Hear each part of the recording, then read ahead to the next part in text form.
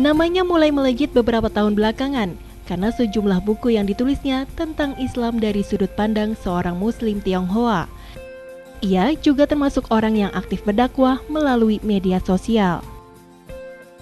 Dialah Felix Yanwar Xiao atau akrab dikenal dengan nama Felix Xiao, seorang pendakwah sekaligus ustadz mu'alaf dari etnis Tionghoa kelahiran Palembang, Sumatera Selatan. Pria yang lahir tanggal 31 Januari 1984 ini lahir dan tumbuh di lingkungan non-muslim. Hingga suatu saat di tahun 2002, Felix yang berkuliah di Institut Pertanian Bogor memutuskan untuk menjadi seorang mu'alaf atas bimbingan teman dan seorang ustadz. Kepindahan keyakinan dari Katolik menjadi Islam sempat membuat kecewa kedua orang tuanya. Meski sudah memeluk agama Islam, tak lantas membuat jalan hidup Felix lebih mudah. Ia juga mengalami masa-masa perlakuan diskriminatif yang tidak menyenangkan, hanya karena ia seorang warga negara keturunan. Ayah dari 4 orang anak ini kini dikenal sebagai pendakwah yang bergaya anak muda dengan kerap memberi contoh kasus yang dekat dengan kehidupan sehari-hari. Bulan Desember, pada waktu itu saya pulang ke rumah dan seperti biasa keluarga saya yang masih beragama Katolik merayakan Natal. Pada tanggal 25 Desember mereka bisa merayakan Natal dan pada waktu itu saya harus menyampaikan satu hal pada orang tua saya yang memang sesuatu yang tidak pernah saya duga untuk saya sampaikan, sesuatu yang mungkin berat sekali bagi saya untuk saya sampaikan mengingat agama mereka yang masih agama Katolik. Saya ingin menyampaikan bahwa saya menghargai perayaan agama mereka, menghargai perayaan Natal, namun saya tidak bisa untuk mengucapkan selamat Natal. Di bulan Desember, pada waktu itu saya pulang ke rumah dan seperti biasa keluarga saya yang masih beragama Katolik merayakan Natal.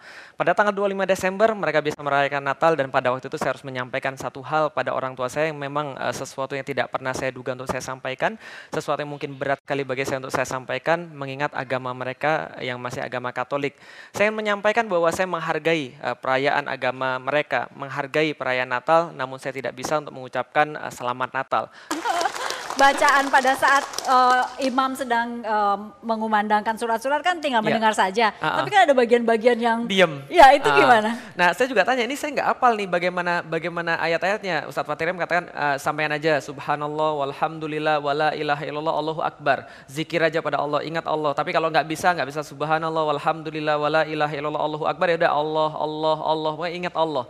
Nah selama itu kemudian dipelajari. Subuh alhamdulillah sudah ingat beberapa ayat-ayat tentang Al-Fatihah. Tapi seminggu setelahnya saya sudah hafal Al-Fatihah. Sudah hafal semua? Sudah hafal insya Allah. Oke. Maka saya katakan bahwa birrul walidain adalah perkara yang harus saya lakukan pada mereka. Tapi kalau soalan ini saya tidak bisa untuk menyampaikan karena kenapa? Bagi saya adalah pengakuan terhadap akidah orang lain. Nah ketika saya sudah meyakini seperti itu, entah kalau orang yang lain yang nggak meyakini, tapi kalau saya sudah meyakini seperti itu, saya katakan saya tidak bisa. Maka beliau katakan, ya saya tidak apa-apa, tapi tolong kamu ucapkan sama teman saya, jangan buat saya malu di depan umum. Saya bilang saya juga nggak bisa. Nah akhirnya waktu itu dikatakan ya sudahlah kalau gitu kamu keluar aja dari rumah. Itu yang pertama.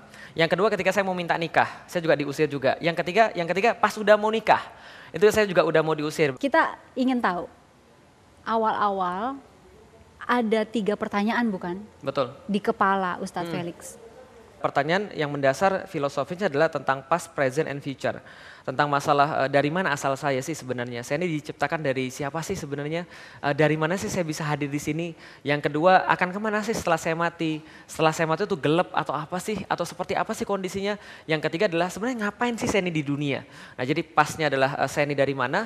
Future-nya adalah akan kemana saya setelah mati? Dan present-nya adalah ngapain saya sekarang di dunia? Ya saya tanya pada orang tua. Dan saya tanya pada orang tua, dari mana asal saya? Mereka menjawab ya dari bapak dan ibumu lah. Bapak dan ibu dari mana? Dari kakek dan nenek. Kakek dan nenek dari mana? Dari buyut. Nggak selesai-selesai karena gitu-gitu terus. Entah mengapa yang terlintas dalam pikiran saya langsung pertama keluar, antum sudah sunat belum? Saya bilang. Saya menjadi seorang yang agnostik, menjadi seseorang yang percaya akan adanya Tuhan tapi tidak percaya akan adanya agama. Agama ini munafik, semuanya bohong. Buktinya apa? Pengikut-pengikutnya sama aja kok semua. Dan itu lagi panas-panasnya dan kita baru tersadarkan. Bentuk panas itu seperti apa misalnya? Perdebatan pertanyaan, Quran ini benar apa enggak? Kalau memang Quran benar mana buktinya? Apa yang Anda bisa yakinkan bahwa Quran itu benar? Gitu.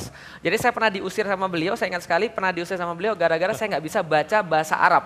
Gundul Mbak. Gak bisa baca bahasa Arab dulu, pada waktu itu huruf hijaiyah aja saya belum hafal Mbak. Beliau mengatakan bahwa beliau membutuhkan sosok istri yang akan mendampingi beliau dalam dakwah gitu kan ya. Jadi selama beliau masih memikirkan dakwah, berarti status saya akan aman. Kita telepon bapak saya dan saya bilang, Pi, Felix di depan Ka'bah. Dan kemudian kita mendoakan bahwa dia agar masuk Islam. Ya sesuatu yang mungkin pada saatnya Allah lebih tahu kapan itu saat yang lebih tepat. Memang nggak kenal dan memang ya cuek gitu kan, jadi nggak apa ibaratnya ya bukan sesuatu yang apa ya tadi dibilang ya. Yang mengagetkan adalah saya malam itu, saya ingat malam Jumat ya, kedatangan mahasiswa pakai sendal jepit, kemudian ke kosan saya, gondrong, kemudian ya saya awalnya berpikir bahwa ngapain ngeladenin orang kayak gini gitu. Karena nggak ada gunanya, karena yang saya dengar beliau ateis gitu. Tapi kemudian beliau pertanyaan-pertanyaan pertama itu menggelitik sehingga saya bilang nih orang harus dijelasin dengan dalam. Apa pertanyaan pertama? Pertanyaan pertama, Tuhan itu sebenarnya eksis.